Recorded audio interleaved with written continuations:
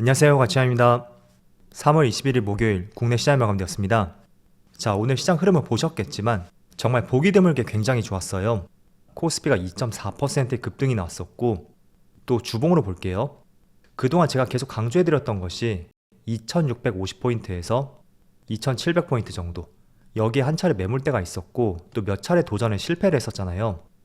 그래서 거기를 돌파하는 것이 정말 중요하다고 말씀드렸었는데, 오늘은 종가상으로 2754포인트가 나오면서 내일 시장에서 큰 폭의 빠짐만 없다면 이번 주는 중요한 라인을 돌파하는 한 주가 되었다고도 할 수가 있습니다.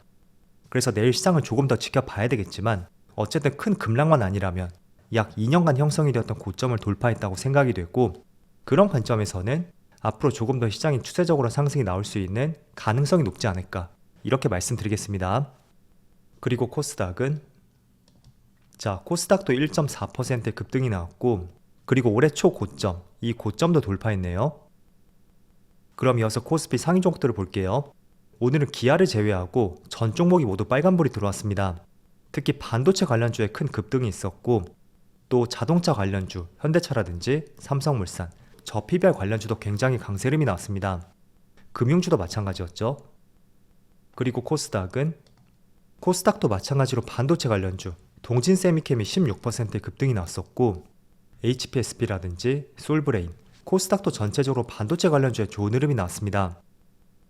자, 그리고 코스피의 수급을 살펴보면 어제 외국인의 8천억이 넘는 많은 수매수가 들어왔잖아요. 그런데 오늘은 1조 8천억의 매수가 들어왔고, 기관도 1조 원의 매수가 들어오면서 합쳐서 2조 9천억. 저는 솔직히 이런 수급은 지난 2020년 당시 유동성 장세가 시작되었던 그때 이후로 처음이었던 강력한 수급이라고 보고 있습니다. 그리고 오늘 코스닥도 마찬가지로 외국인의 많은 수매수가 들어왔었죠. 그리고 삼성전자, 자, 어제는 외국인의 9천억 가까운 매수가 들어왔다면 오늘은 1조 원 이상의, 이것도 정말 역대급 매수가 들어왔습니다. 그리고 기관도 마찬가지로 오늘도 5천억 가까이 매수가 들어왔어요. 자, 하이닉스는 9거래일 동안 외국인의 많은 수매도가 나왔거든요. 그런데 오늘은 4천억 가까이 매수가 들어왔었고, 기관도 매수가 들어왔었네요.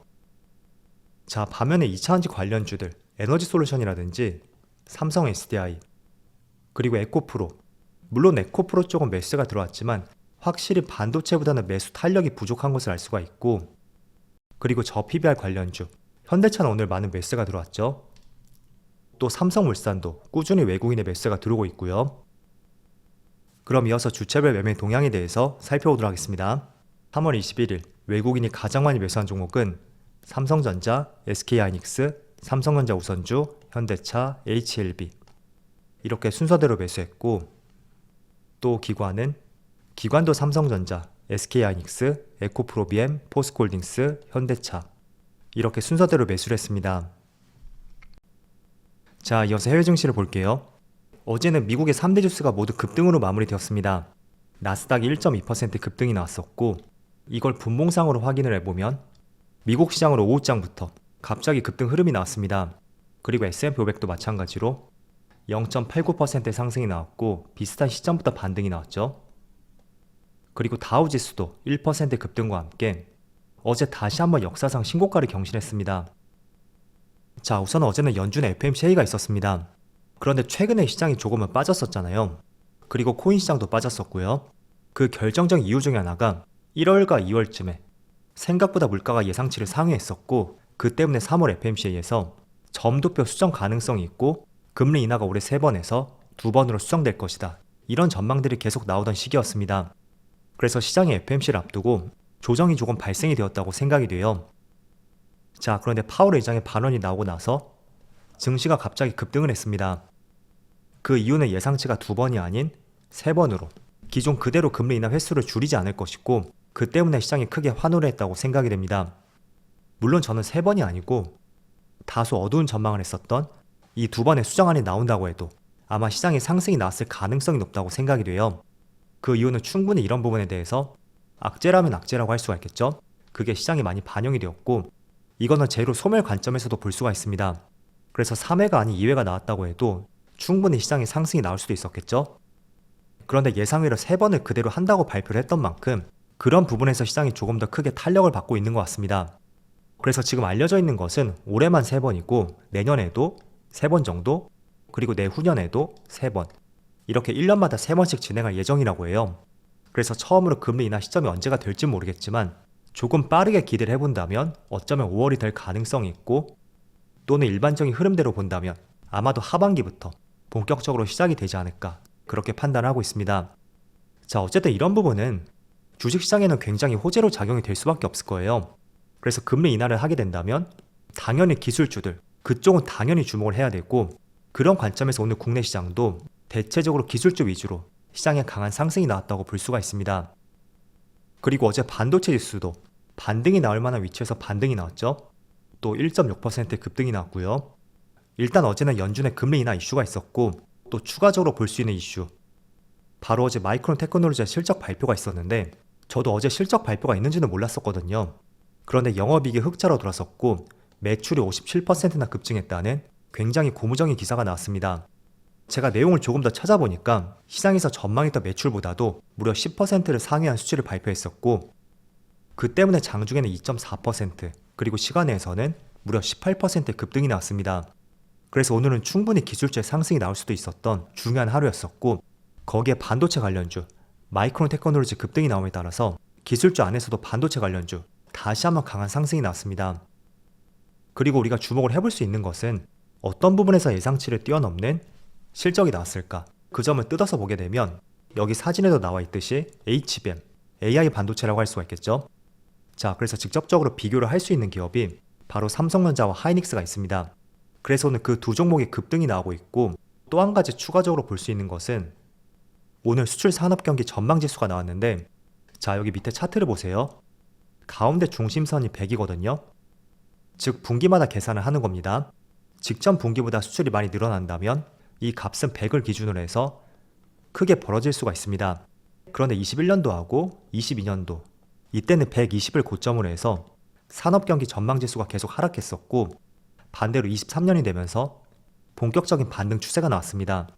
자, 그런데 이번 2분기를 살펴보세요. 116포인트가 나왔죠. 그거는 1분기 대비 수출폭이 크게 개선될 것이라는 하나의 근거 자료가 될 수가 있고, 또 이거는 2021년도 당시 주가가 최고점을 경신했을 때 그때와 견줄 수 있는 개선폭이라고 할 수가 있어요. 그래서 반도체하고 선박의 회복세가 가장 높다, 이렇게 표현이 되어 있고, 그리고 지난달에 수출 데이터를 보여드렸을 때도 반도체 성장이 굉장히 가팔랐었잖아요. 그래서 그런 부분이 2분기에는 조금 더 폭발적으로 움직일 가능성이 있고, 때문에 이런 부분을 종합적으로 봤을 때는 저는 충분히 삼성전자는 8만원 이상, 그리고 하이닉스도 전고점을 돌파할 수 있는 가능성과 기대감이 있는 종목들이다, 이렇게 말씀을 드리겠습니다. 그리고 오늘 나온 기사예요. 삼성전자에서 AI 칩 마하1을 최초로 공개했다는 기사가 나왔습니다. 자, 마하1이 뭐냐면 AI는 학습 속도가 굉장히 중요하잖아요. 그런데 학습 속도를 높여주기 위해서는 그래픽 처리 장치, 엔비디아가 점유율 90%를 확보하고 있는 이 GPU에 제대로 된 성능이 나와야 되고, 그리고 그 성능을 내기 위해서는 고성능 메모리 칩이 꼭 필요합니다. 그래서 삼성 측의 설명대로라면 이 마하1이 연산 속도를 높여줄 수 있는 굉장히 특화된 반도체 칩이라고 해요. 그래서 저도 새로운 내용을 한번 접해봤는데, 어쨌든 삼성전자 측에서도 약간의 히든카드로서 이 마하1을 최초로 공개했고, 또 연말쯤에 볼 수 있다고 했던 만큼 반도체 시장에서 어떤 역할을 할 수가 있고, 약간은 뒤쳐졌던 HBM 쪽, 그쪽을 다시 이끌어 나갈 수가 있는지, 이런 부분은 앞으로 계속 주목을 해봐야 될 것 같습니다. 자, 그래서 어제는 삼성전자가 5% 이상의 급등이 나왔었고, 거래량이 무려 3조 8천억이 나왔습니다.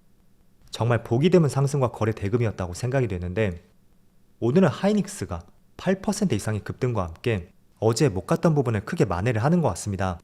그래서 어쨌든 이런 종목들은 주봉상으로 꼭 보시고요. 또 앞선 내용들을 종합적으로 말씀드리면, 일단은 파월의 연준 의장이 기존 그대로 3번의 금리 인하를 할 것이다 라고 발언을 하였습니다. 그럼 당연히 기술주의 흐름이 좋아질 것이고요. 여기에서도 가장 실적 개선이 뚜렷하게 나오고 있는 반도체 쪽, 이쪽은 며칠 동안 눌렸었잖아요. 때문에 단기적으로 조금 더 시세를 분출할 가능성이 있다고 판단이 되고, 그런 부분을 종합적으로 생각해보면 어쨌든 반도체 관련주는 출렁임이 발생이 될 수는 있어도 늘 말씀을 드리지만 최소한 연말까지는 관심을 꼭 가져야 되는 업종이라고 말씀드리겠습니다. 자, 그래도 삼성전자는 오늘 갭을 조금 띄웠거든요. 그리고 단기간에 이틀 동안에 10% 가까운 상승이 나오고 있는 만큼 언제나 이 종목은 쉽게 가는 종목은 아니었습니다. 때문에 혹시나 이틀 동안의 상승을 보면서 너무 섣불리 매수하는 것은 조금은 자제해 보시고요. 또 여기 갭을 띄웠던 만큼 긴 호흡과 함께 넉넉한 시간을 두고 대응하자고 말씀드리겠습니다. 자, 그럼 오늘은 모처럼 코스피 시장에 강한 훈풍이 불었었는데 이런 흐름들이 앞으로도 이어지길 한번 바라보면서 오늘 영상 마치도록 하겠습니다. 자, 그럼 편안한 저녁 되시고요. 저는 내일 영상에서 다시 찾아뵙도록 하겠습니다. 감사합니다.